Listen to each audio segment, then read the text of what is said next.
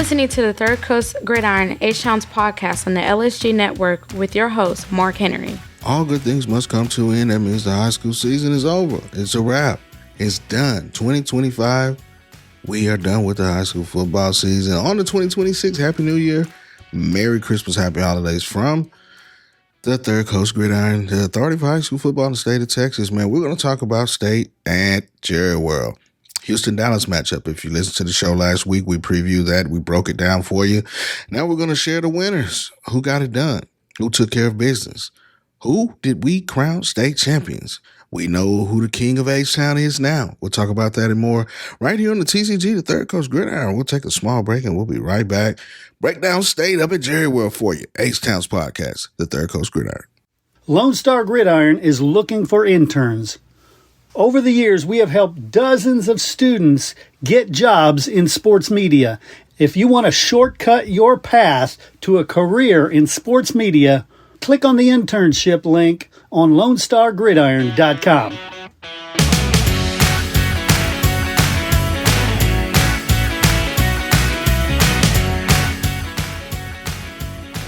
The first marquee matchup, Dallas versus Houston on Saturday, was the South Oak Cliff Golden Bears and Randall. Now, the Randall Lions came in on a 31-game win streak. 31 games. This was a rematch from a year ago where Randall got their first win in a state title game. They took home the state championship. But this year, you could tell when we walked in, as they were warming up, that South Oak Cliff was all business. Of course, Randall was locked in and ready to go, but that defense from South Oak Cliff was phenomenal. Only giving up less than 300 yards, only 271 yards total. Now, Landon Williams-Callis did have over 100 yards rushing and a touchdown, 2 touchdowns on the night with his kick return there, which was a record for the state championship, over 100 yards. That cut the lead to 14-7, but after that, it was just all South Oak Cliff in that defense. Jamarian Phillips had 13 tackles, and he was the MVP of the game on the defensive side. And Mikael Trotter had a phenomenal game, 3 touchdowns, over 144 yards rushing. Torrin Teague had 2 touchdowns. Jaden Williams was 12 of 13. At one point, he was 7 for 7 for the South Oak Cliff Golden Bears. It was a dominant game. It was a game where they just came out and they established themselves early, especially on the defensive side. Cody Smith, the sophomore linebacker, had a big hit that kind of set the tone, and that was it. They ran away with it, 35-19. Congratulations to South Oak Cliff, as Coach Jason Todd becomes the first black head coach to win 3 state titles. Now, the big name after that was the middle one, and that it featured North Shore and Duncanville. 6th time that these two teams have met, with North Shore having the upper hand as far as wins. Now, they have a Hall of Fame coach on the Duncanville side, and Coach Reginald Samples, but Coach Willie Gaston had these guys ready to play. It was a defensive battle throughout the game. North Shore gets the win, comes out 10-7. They get some really good stops, a couple of turnovers defensively to kind of hold Duncanville, at bay. Only giving up 297 yards, only 100 yards on the ground. But I think the big thing is they got a turnover there, and they got stops when they needed to. Now, Duncanville goes down at the end of the game, in position to kick a field goal, but they decide to go for it on 4th down and miss a pass to the flat by Jacorian Rivers, and that was the end of the game. But I like the way Caleb Maryland played. He was very, very efficient on the night, and his ability to make the big throw and the big catch, for North Shore was one of those things. Jalen Bacard had a touchdown as well, 4 receptions for 79 yards. And Maryland was able to connect and get that big play. He didn't wow you on the stat sheet like he normally does, but that touchdown was the key touchdown in the game, and that's the difference in the game and a field goal. And North Shore's the champs. So going into this, we're 1-1. H-Town's got 1. D-Town's got 1. And then you go into DeSoto and C. King. Now, Hey, do you need topsoil, fill dirt, sand, mulch, gravel, limestone, you name it? Do you need that delivered and or spread? Texas Tree Cycle in Victoria has you covered for residential and commercial projects, big or small. These guys do it all. They do some amazing work. You can call them at 361-237-8006 for a free estimate. That's Texas Tree Cycle, bringing quality materials to your yard. C. King was coming in as that team, that upstart team coming out. We know about Dylan Mitchell. We know about Deion Sims and Timothy Potts as well.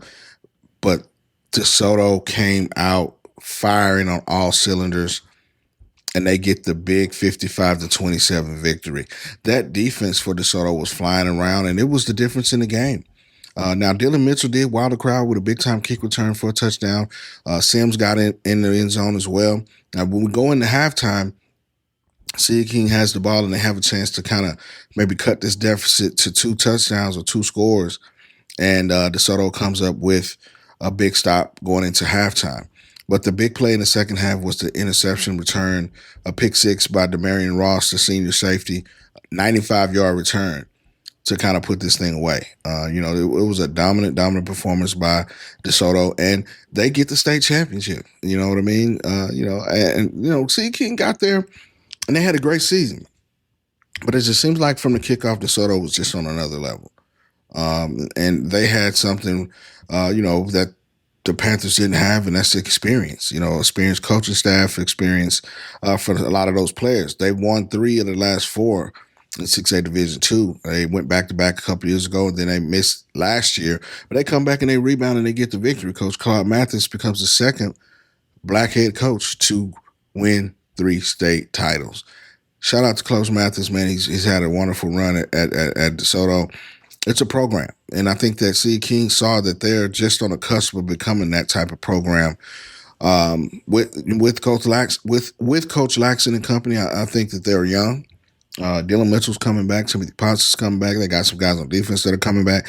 They just got to correct those things and have those guys grow up. Shout out to those guys. You do get a chance to see that 23-6A and 11-6A are the creme de la creme when it comes to 6A districts. You know what I'm saying? Because these teams were able to make it. These last 2 games featured that, and that was the big thing. Also, Ethan Feaster had a monster game. 10 catches, 167 yards, and 2 touchdowns. He was the MVP on the offensive side of the football, and Demarion Ross was the defensive MVP for DeSoto with the big pick 6, 95-yard return. Legend Howell had a phenomenal game, 19-25, 280 yards and 4 tutties. And the 440 yards of total offense for DeSoto was the difference. Feaster was lights out. He was able to get open, and when he got open, he made big plays. He caught a couple touchdowns, and he just was hard to cover. So Rod Baker, the junior running back, we talked about him last week. As one of the better backs in the state, and starting to rise in the country. He had a touchdown, well over 100 yards. Not the big output that we've seen from him in the first 5 games, but still over 100 yards, and he was able to get in the end zone. He's one of the guys behind Landon Williams-Callis in the junior class that are going to be coming back next year and going to be some of the guys around the state that you need to know about when it comes to running backs. Those 2 guys are probably, leading the pack right now. It's a lot of good running backs in this class, a lot of good players in the 2027 class, but you can best believe Landon Williams-Callis and Sarah Baker are 2 of the best. They proved it on the field, and they had wonderful seasons for both Randall and DeSoto, and that's what you want. You want these guys to be playing at a high level. And shout out to C. King for making it. They came up a little short. But listen, man, congratulations to Willie Gaston and North Shore getting the dub and getting the win. You know what I'm saying? This is his first one as a head coach. Now, he got one as a player and also as a coordinator down at North Shore. So, coaches, boosters, parents, every sport deserves a spotlight. From football and volleyball to basketball, soccer, baseball, softball, track, wrestling, and more. Give your athletes a weekly coaches show that builds pride and raises funds. Lone Star Podcast Network makes it turnkey. You talk for a few minutes. We handle production and distribution. Sponsors love it. Families share it. And your program benefits. Get the free information kit at lonestarpodcast.com/coaches. That's lonestarpodcast.com/coaches. Your team, your sport, your show. Lone Star Gridiron is looking for interns. Over the years, we have helped dozens of students get jobs in sports media. If you want to shortcut your path to a career in sports media, click on the internship link on LoneStarGridiron.com. This is the start of something big. I think North Shore is going to be a team looking into next year. They come back with a lot of young players, a lot of young prospects. Of course, they're losing the big one in Caleb Maryland, who's committed to sign to Utah State. Should be leaving shortly. But they'll have to find him another quarterback. They'll have to find a couple of defensive linemen as well. But this is North Shore. This is the East Side. You can best believe that they got some guys that are on that JV and freshman team that can step up. And East Side is going to be ready to go when it comes to, getting these guys ready to play. The spring is important. You know what I'm saying? So, anytime you can get guys that, grow up in your program and go through summer workouts, the coaches will have an idea who it'll be. You know what I'm saying? But shout out to all the state champs. You got South Oak Cliff in the first game, North Shore in the middle game, and then DeSoto in the final game of the state championship week up at Jerry World in Arlington. But listen, man, we appreciate everybody that's been listening to the Third Coast Gridiron all season, the Lone Star Gridiron Network, the Third of High School Football. You can follow us on Twitter at Third Gridiron and also at TCP Show on Twitter, Instagram, and Facebook. I am your host, Marc Henry. Tap in, man. We'll be giving you some updates. Probably around realignment time, we'll come and do a show. We'll take a few weeks off in realignment. I think it's the first week in February. We'll definitely come back on and talk about realignment and what these districts look like as we get ready to transition into a new district lineup around the state of Texas. TCG, tap in, man. H-Sounds Podcast, the Third Coast Gridiron. We out. I am your host, Marc Henry. Merry Christmas, Happy New Year, Happy Holidays, and stay safe.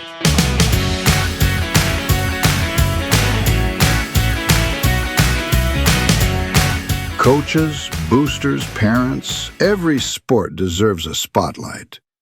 From football and volleyball to basketball, soccer, baseball, softball, track, wrestling, and more. Give your athletes a weekly coaches show that builds pride and raises funds. Lone Star Podcast Network makes it turnkey. You talk for a few minutes. We handle production and distribution. Sponsors love it. Families share it. And your program benefits. Get the free information kit at LoneStarPodcast.com/coaches. That's LoneStarPodcast.com/coaches. Your team, your sport, your show.